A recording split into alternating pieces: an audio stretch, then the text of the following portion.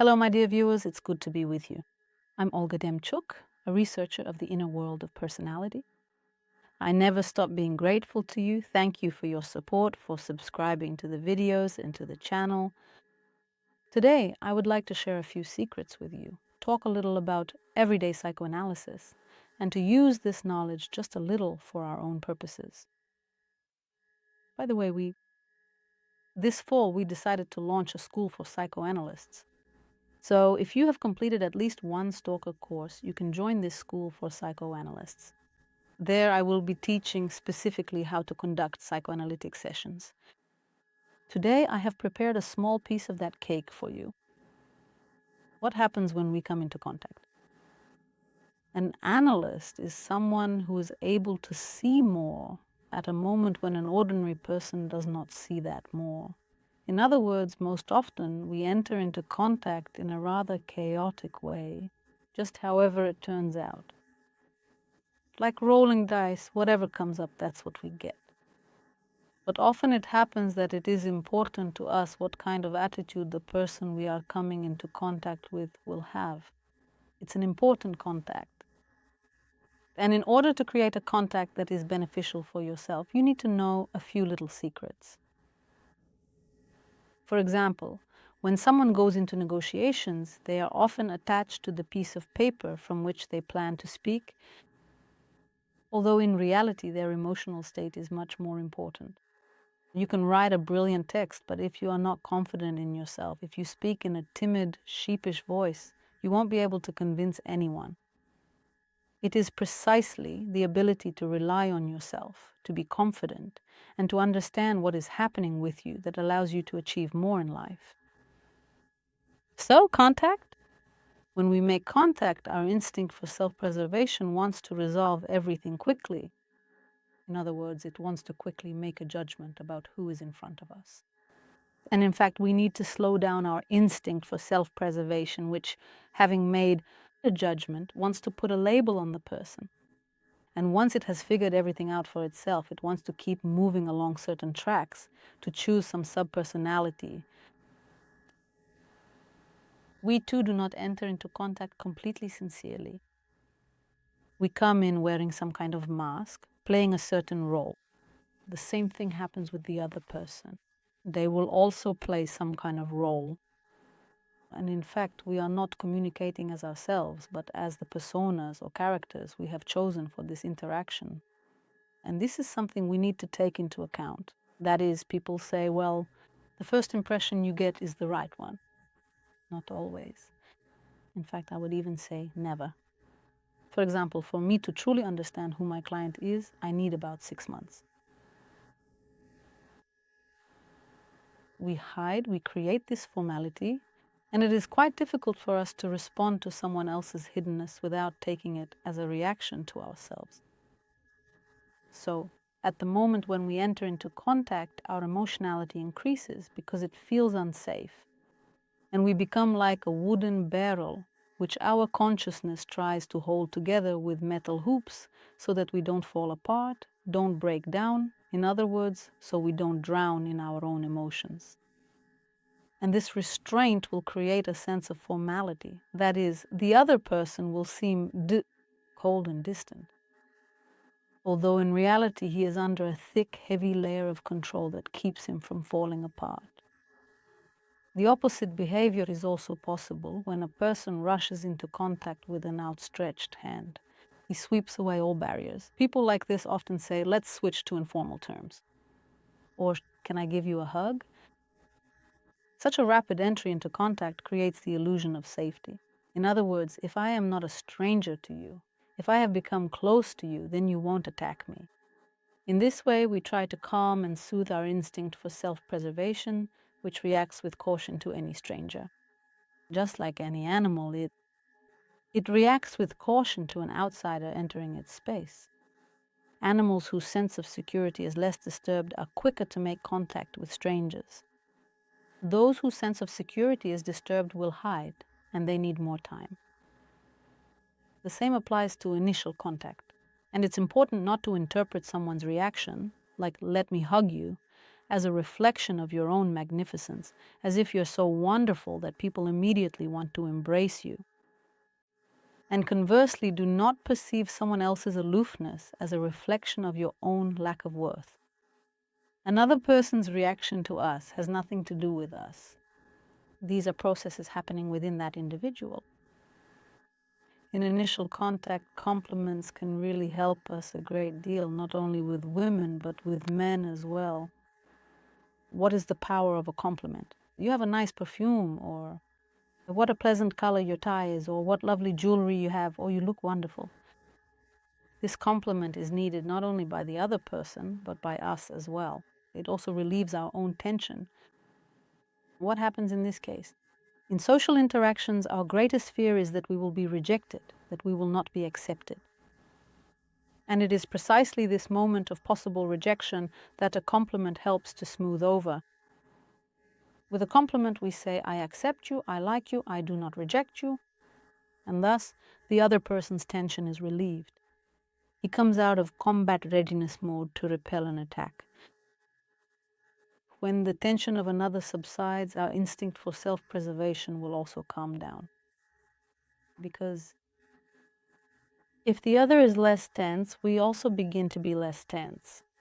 Our inner beast reacts to the other as less dangerous if they are more relaxed. So don't be stingy. Learn to see the good in people. I am not suggesting this as a manipulation or to lie by any means. There is something good in every person, and this will help you. It will make the interaction easier for both your conversation partner and for you. Second, in communication, most often we would like to feel important, And our sense of importance is also a defensive reaction. When someone else asserts their importance, you shouldn't react as if they want to dominate or as if they are so wonderful. People start acting important in order to hide their own sense of inadequacy. And we feel inadequate because of fear when we are afraid. And when we notice that we start acting important, as they say, putting on airs, or when we see someone else doing it, we shouldn't take it literally. There is something behind this behavior. That is why showing our own vulnerability also helps to calm the other person's instinct for self-preservation.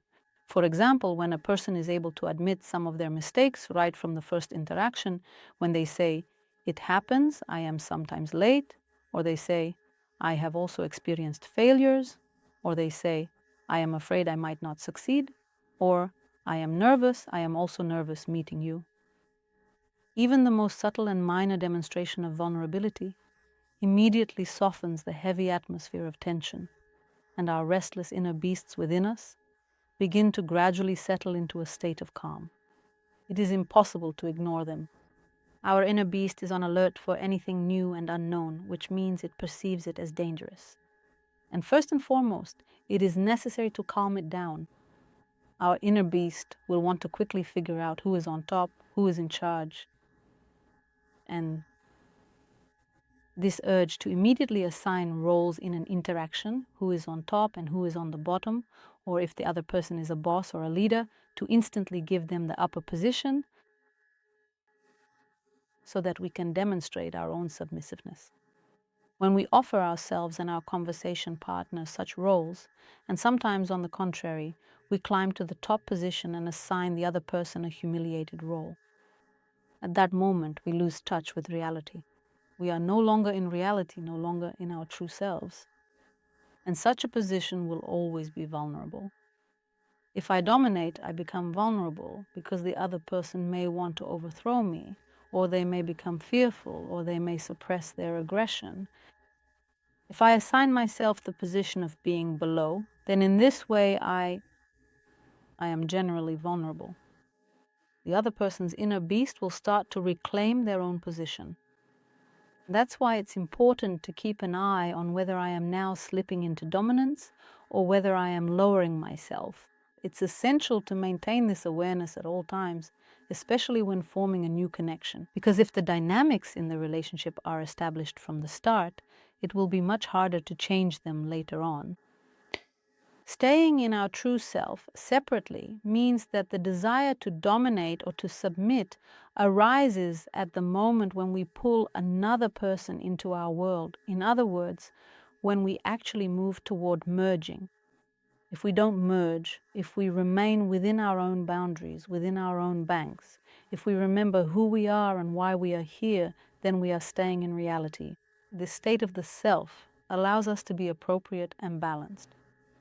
It will also bring fewer emotions. And there is one more point I would like to mention.